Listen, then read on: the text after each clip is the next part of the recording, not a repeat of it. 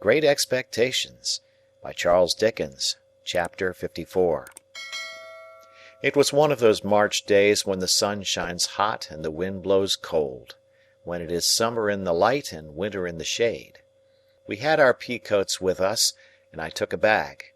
Of all my worldly possessions I took no more than the few necessaries that filled the bag. Where I might go, what I might do, or when I might return, were questions utterly unknown to me, nor did I vex my mind with them, for it was wholly set on Provis's safety.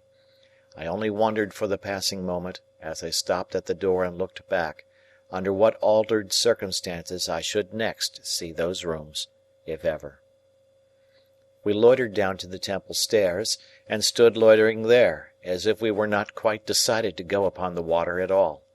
Of course, I had taken care that the boat should be ready and everything in order.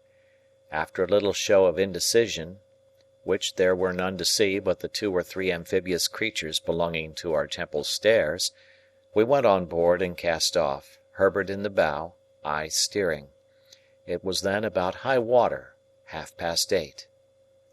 Our plan was this. The tide, beginning to run down at 9, and being with us until 3, we intended still to creep on after it had turned, and row against it until dark. We should then be well in those long reaches below Gravesend, between Kent and Essex, where the river is broad and solitary, where the waterside inhabitants are very few, and where lone public-houses are scattered here and there, of which we could choose one for a resting-place. There we meant to lie by all night. The steamer for Hamburg and the steamer for Rotterdam would start from London at about 9 on Thursday morning. We should know at what time to expect them, according to where we were, and would hail the first, so that, if by any accident we were not taken aboard, we should have another chance. We knew the distinguishing marks of each vessel. The relief of being at last engaged in the execution of the purpose was so great to me that I felt it difficult to realize the condition in which I had been a few hours before. The crisp air, the sunlight, the movement on the river, and the moving river itself, the road that ran with us, seeming to sympathize with us, animate us, and encourage us on, freshened me with new hope. I felt mortified to be of so little use in the boat, but there were few better oarsmen than my 2 friends, and they rowed with a steady stroke that was to last all day. At that time, the steam traffic on the Thames was far below its present extent, and the watermen's boats were far more numerous. Of barges, sailing colliers, and coasting traders, there were perhaps as many as now, but of steamships, great and small, not a tithe, or a 20th part so many. Early as it was, there were plenty of scullers going here and there that morning, and plenty of barges dropping down with the tide. The navigation of the river between bridges, in an open boat, was a much easier and commoner matter in those days than it is in these, and we went ahead among many skiffs and wherries briskly. Old London Bridge was soon passed, and old Billingsgate Market with its oyster boats and Dutchmen, and the White Tower, and Trader's Gate, and we were in among the tiers of shipping. Here were the Leith, Aberdeen, and Glasgow steamers, loading and unloading goods, and looking immensely high out of the water as we passed alongside. Here were colliers by the score and score, with the coal-whippers plunging off stages on deck, as counterweights to measures of coal swinging up, which were then rattled over the side into barges. Here at her moorings was tomorrow's steamer for Rotterdam, of which we took good notice, and here tomorrow's for Hamburg, under whose bowsprit we crossed.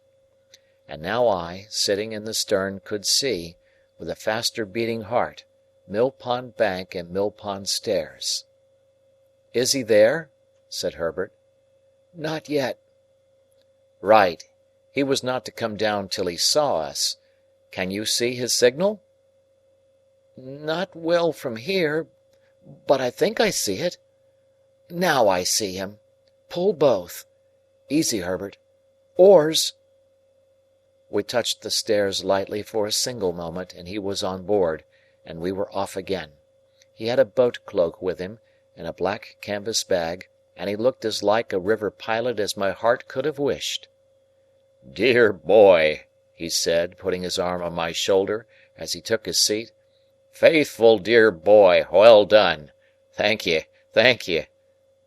Again among the tiers of shipping, in and out, avoiding rusty chain cables, frayed hempen hawsers and bobbing buoys, sinking for the moment floating broken baskets, scattering floating chips of wood and shaving, cleaving floating scum of coal, in and out, under the figurehead of the John of Sunderland making a speech to the winds, as is done by many Johns, and the Betsy of Yarmouth with a firm formality of bosom and her knobby eyes starting 2 inches out of her head, in and out, hammers going in shipbuilders' yards, saws going at timber, clashing engines going at things unknown, pumps going in leaky ships, capstans going, ships going out to sea, and unintelligible sea creatures roaring curses over the bulwarks at respondent lightermen, in and out at last upon the clearer river, where the ship's boys might take their fenders in,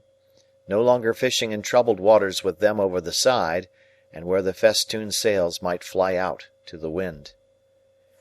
At the stairs where we had taken him aboard, and ever since, I had looked warily for any token of our being suspected. I had seen none. We certainly had not been, and at that time as certainly we were not either attended or followed by any boat. If we had been waited on by any boat, I should have run in to shore and have obliged her to go on, or to make her purpose evident. But we held our own without any appearance of molestation. He had his boat cloak on him, and it looked, as I have said, a natural part of the scene. It was remarkable, but perhaps the wretched life he had led accounted for it, that he was the least anxious of any of us. He was not indifferent, for he told me that he hoped to live to see his gentleman one of the best of gentlemen in a foreign country. He was not disposed to be passive or resigned, as I understood it, but he had no notion of meeting danger half-way. When it came upon him he confronted it, but it must come before he troubled himself.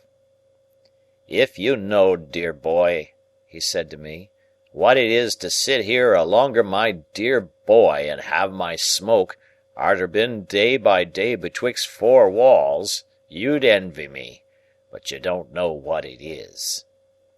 "I think I know the delights of freedom," I answered. "Ah," said he, shaking his head gravely, "but you don't know it equal to me. You must have been under lock and key, dear boy, to know it equal to me. But I ain't a-going to be low." It occurred to me as inconsistent that, for any mastering idea, he should have endangered his freedom, and even his life. But I reflected that perhaps freedom without danger was too much apart from all the habit of his existence to be to him what it would be to another man. I was not far out, since he said, after smoking a little, "You see, dear boy, when I was over yonder, t'other side of the world, I was always a-looking to this side, and it come flat to be there, for all I was a-growing rich. Everybody knowed Magwitch, and Magwitch could come, and Magwitch could go, and nobody's head will be troubled about him. They ain't so easy concerning me here, dear boy. Wouldn't be leastwise if they knowed where I was." "If all goes well," said I, "you will be perfectly free and safe again within a few hours." "Well," he returned, drawing a long breath, "I hope so." "And think so?" He dipped his hand in the water over the boat's gunwale, and said, smiling with that softened air upon him which was not new to me, I suppose I think so, dear boy. We'd be puzzled to be more quiet and easy-going than we are at present.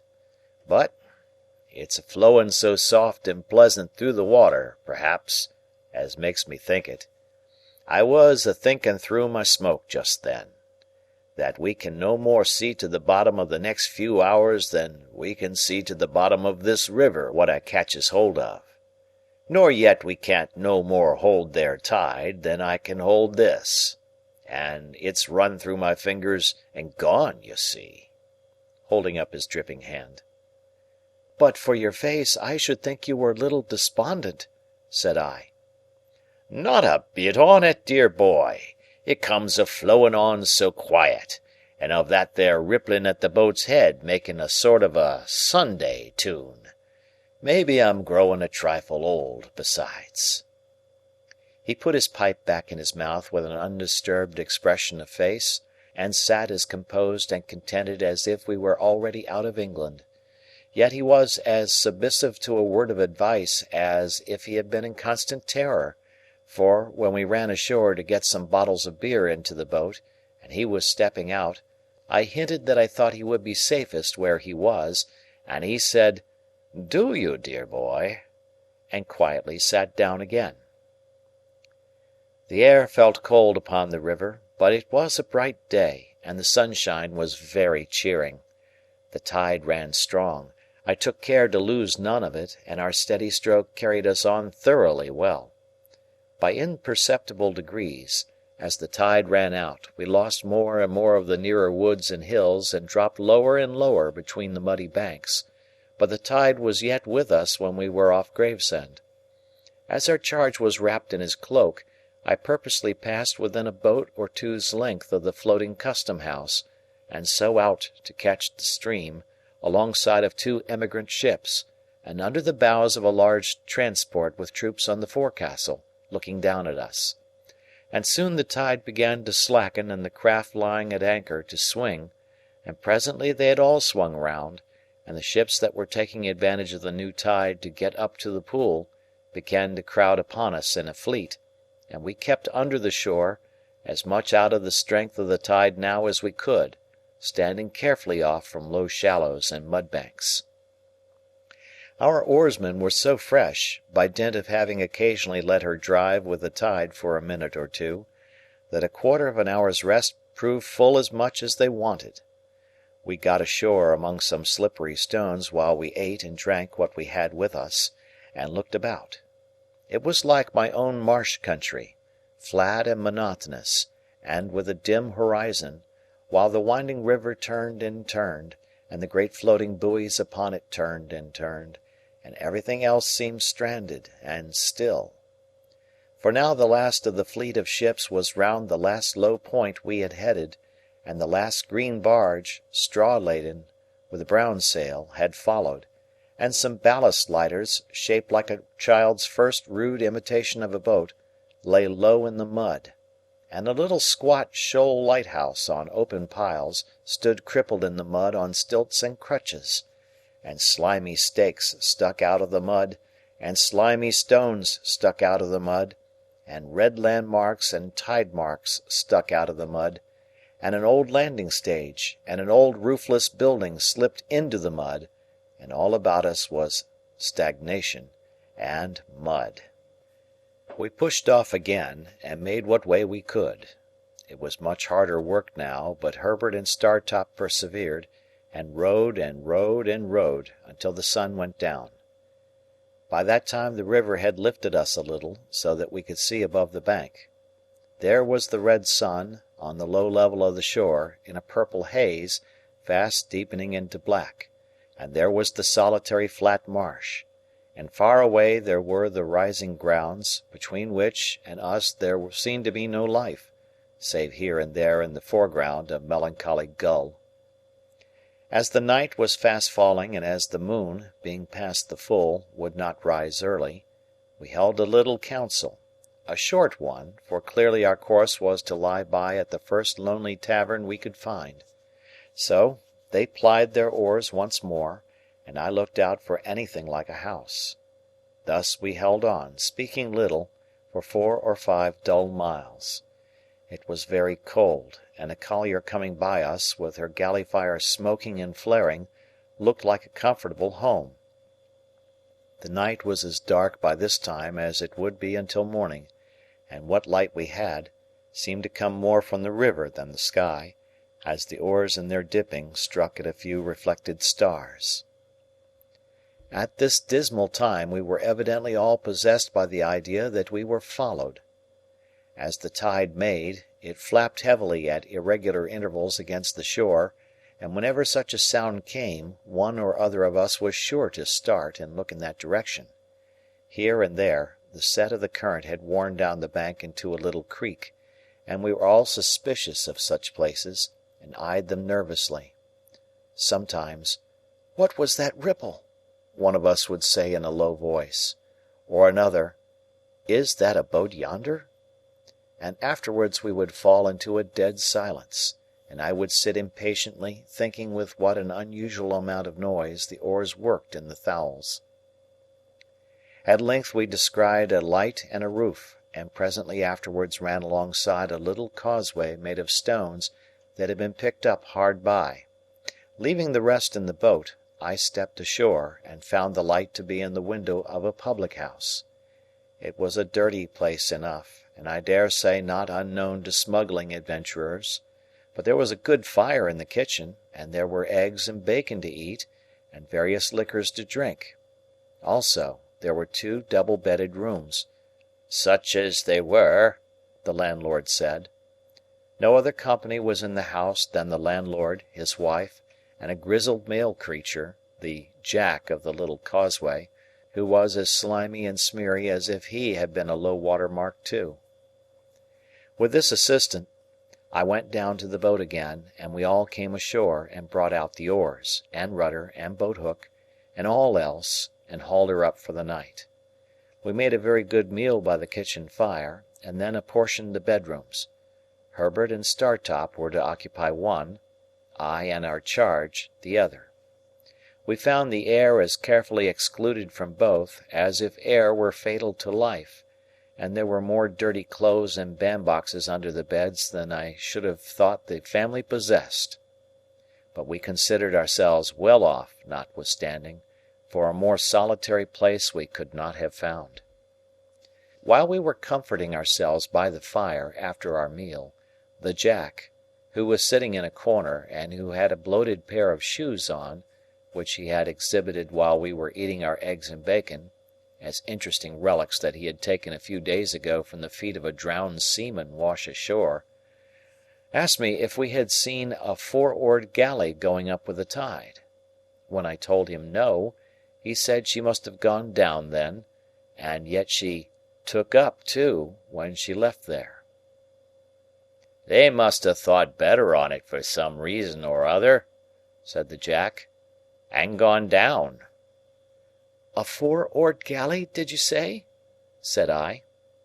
"A 4," said the Jack, "and 2 sitters." "Did they come ashore here?" "They put in with a stone 2-gallon jar for some beer.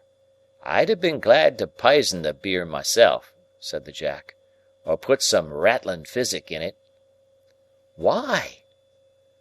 "I know why," said the Jack.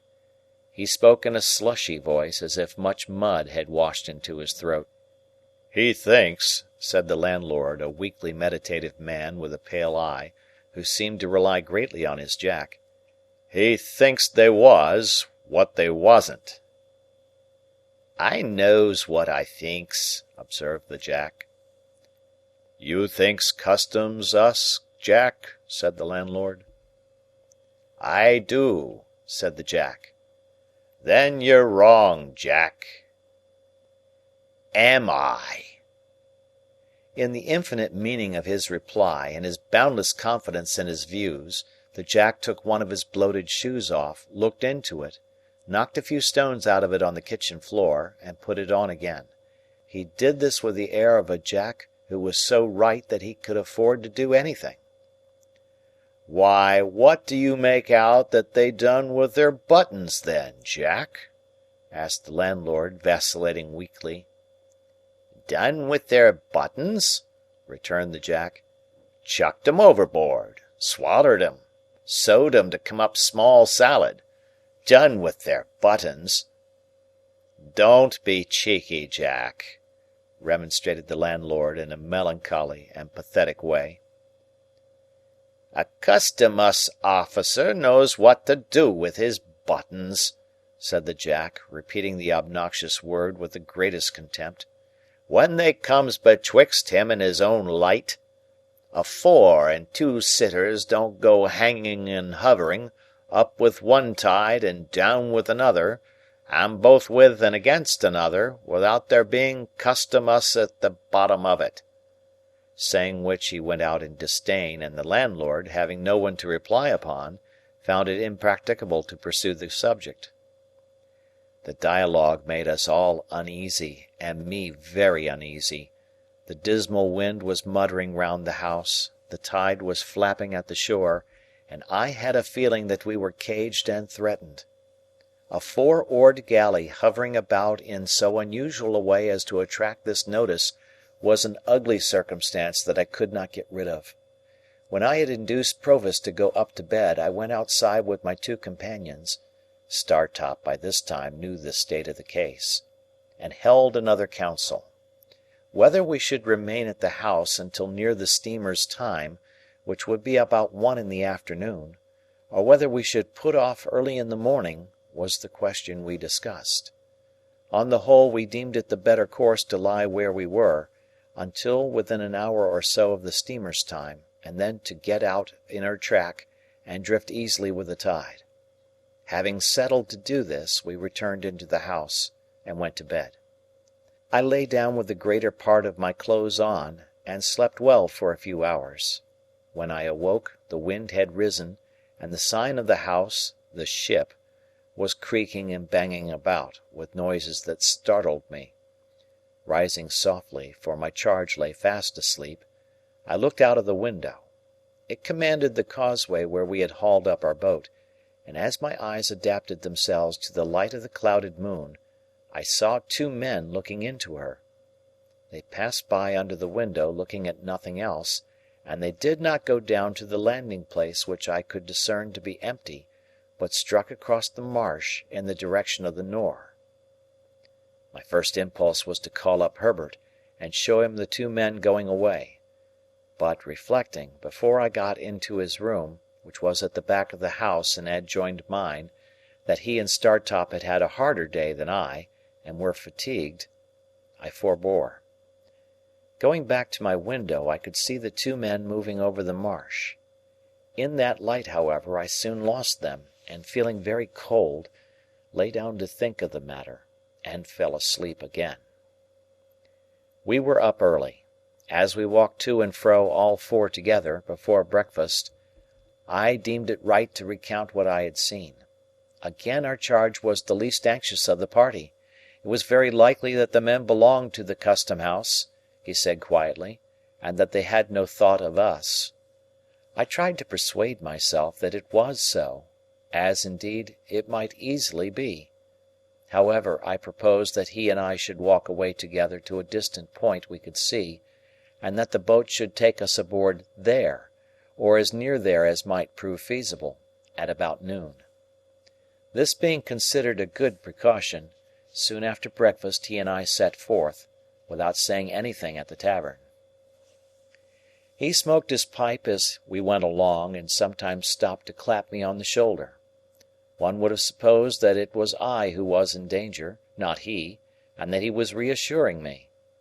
We spoke very little. As we approached the point, I begged him to remain in a sheltered place, while I went on to reconnoitre, for it was towards it that the men had passed in the night. He complied, and I went on alone.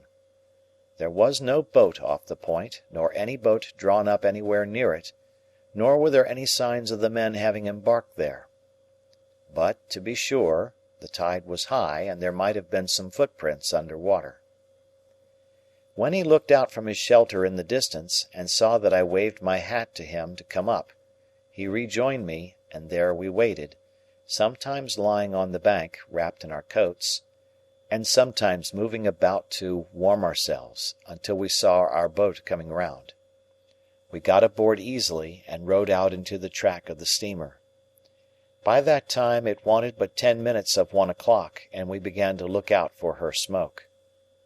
But, it was 1:30 before we saw her smoke, and soon afterwards we saw behind it the smoke of another steamer.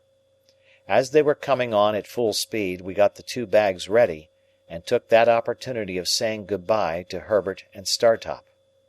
We had all shaken hands cordially, and neither Herbert's eyes nor mine were quite dry, when I saw a four-oared galley shoot out from under the bank but a little way ahead of us and row out into the same track.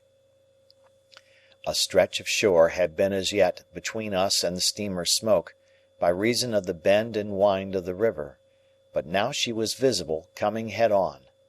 I called to Herbert and Startop to keep before the tide, that she might see us lying by for her, and I adjured Provis to sit quite still, wrapped in his cloak. He answered cheerily, "Trust to me, dear boy," and sat like a statue. Meantime the galley, which was very skilfully handled, had crossed us, let us come up with her, and fallen alongside. Leaving just room enough for the play of the oars, she kept alongside, drifting when we drifted, and pulling a stroke or two when we pulled.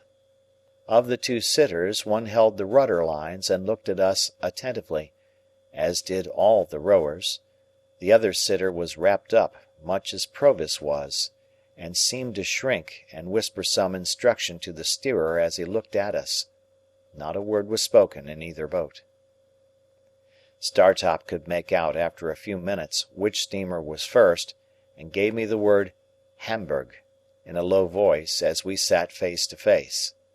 She was nearing us very fast, and the beating of her paddles grew louder and louder. I felt as if her shadow were absolutely upon us when the galley hailed us. I answered. "You have a returned transport there," said the man who held the lines. "That's the man, wrapped in the cloak. His name is Abel Magwitch, otherwise Provis. I apprehend that man and call upon him to surrender, and you to assist." At the same moment, without giving any audible direction to his crew, he ran the galley abroad of us. They had pulled one sudden stroke ahead, had got their oars in, had run athwart us, and were holding on to our gunwale before we knew what they were doing. This caused great confusion on board the steamer, and I heard them calling to us, and heard the order given to stop the paddles, and heard them stop, but felt her driving down upon us irresistibly. In the same moment I saw the steersman of the galley lay his hand on his prisoner's shoulder, and saw that both boats were swinging round with the force of the tide, and saw that all hands on board the steamer were running forward quite frantically. Still in the same moment I saw the prisoner start up, lean across his captor, and pull the cloak from the neck of the shrinking sitter in the galley. Still in the same moment I saw that the face disclosed was the face of the other convict of long ago. Still in the same moment I saw the face tilt backward with a white terror on it that I shall never forget, and heard a great cry on board the steamer, and a loud splash in the water, and felt the boat sink from under me. It was but for an instant that I seemed to struggle with 1,000 mill-weirs and 1,000 flashes of light. That instant past, I was taken on board the galley. Herbert was there, and Startop was there, but our boat was gone, and the two convicts were gone. What with the cries aboard the steamer, and the furious blowing off of her steam, and her driving on, and our driving on, I could not at first distinguish sky from water or shore from shore, but the crew of the galley righted her with great speed, and pulling certain swift, strong strokes ahead, lay upon their oars, every man looking silently and eagerly at the water astern.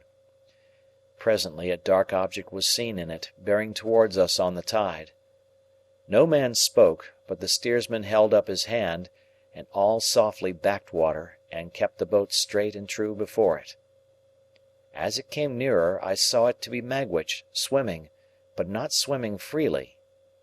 He was taken on board, and instantly manacled at the wrists and ankles. The galley was kept steady, and the silent, eager look-out at the water was resumed. But the Rotterdam steamer now came up, and apparently not understanding what had happened, came on at speed. By the time she had been hailed and stopped, both steamers were drifting away from us, and we were rising and falling in a troubled wake of water. The look-out was kept long after all was still again, and the two steamers were gone, but everybody knew that it was hopeless now. At length we gave it up, and pulled under the shore towards the tavern we had lately left, where we were received with no little surprise. Here I was able to get some comforts for Magwitch (Provis no longer), who had received some very severe injury in the chest, and a deep cut in the head. He told me that he believed himself to have gone under the keel of the steamer, and to have been struck on the head in rising. The injury to his chest, which rendered his breathing extremely painful, he thought he had received against the side of the galley. He added that he did not pretend to say what he might or might not have done to Compeyson, but that, in the moment of his laying his hand on his cloak to identify him, that villain had staggered up and staggered back, and they had both gone overboard together, when the sudden wrenching of him, Magwitch, out of our boat, and the endeavour of his captor to keep him in it, had capsized us. He told me in a whisper that they had gone down fiercely locked in each other's arms, and that there had been a struggle under water, and that he had disengaged himself, struck out, and swum away. I never had any reason to doubt the exact truth of what he thus told me. The officer who steered the galley gave the same account of their going overboard. When I asked this officer's permission to change the prisoner's wet clothes by purchasing any spare garments I could get at the public-house, he gave it readily, merely observing that he must take charge of everything his prisoner had about him. So the pocket-book which had once been in my hands passed into the officer's. He further gave me leave to accompany the prisoner to London, but declined to accord that grace to my two friends. The Jack at the ship was instructed where the drowned man had gone down, and undertook to search for the body in the places where it was likeliest to come ashore. His interest in its recovery seemed to me to be much heightened when he heard that it had stockings on. Probably it took about a dozen drowned men to fit him out completely, and that may have been the reason why the different articles of his dress were in various stages of decay. We remained at the public-house until the tide turned, and then Magwitch was carried down to the galley and put on board. Herbert and Startop were to get to London by land as soon as they could. We had a doleful parting, and when I took my place by Magwitch's side, I felt that that was my place henceforth while he lived. For now my repugnance to him had all melted away, and in the hunted, wounded, shackled creature who held my hand in his, I only saw a man who had meant to be my benefactor, and who had felt affectionately, gratefully, and generously towards me with great constancy through a series of years. I only saw in him a much better man than I had been to Joe. His breathing became more difficult and painful as the night drew on, and often he could not repress a groan. I tried to rest him on the arm I could use, in any easy position, but it was dreadful to think that I could not be sorry at heart for his being badly hurt, since it was unquestionably best that he should die. That there were, still living, people enough who were able and willing to identify him, I could not doubt. That he would be leniently treated, I could not hope. He who had been presented in the worst light at his trial, who had since broken prison and been tried again, who had returned from transportation under a life sentence, and who had occasioned the death of the man who was the cause of his arrest. As we returned toward the setting sun we had yesterday left behind us, and as the stream of our hopes seemed all running back, I told him how grieved I was to think that he had come home for my sake. "Dear boy," he answered, "I'm quite content to take my chance. I've seen my boy, and he can be a gentleman without me." No, I had thought about that, while we had been there side by side. No, apart from any inclinations of my own, I understood Wemmick's hint now. I foresaw that, being convicted, his possessions would be forfeited to the Crown. "Look'ee here, dear boy," said he, "it's best as a gentleman should not be knowed to belong to me now. Only come to see me as if you come by chance alonger Wemmick. Sit where I can see you when I am swore to, for the last of many times, and I don't ask no more." "I will never stir from your side," said I, when I am suffered to be near you. Please God, I will be as true to you as you have been to me." I felt his hand tremble as it held mine, and he turned his face away as he lay in the bottom of the boat, and I heard that old sound in his throat, softened now, like all the rest of him. It was a good thing that he had touched this point, for he had put into my mind what I might not otherwise have thought of until too late, that he need never know how his hopes of enriching me had perished. Chapter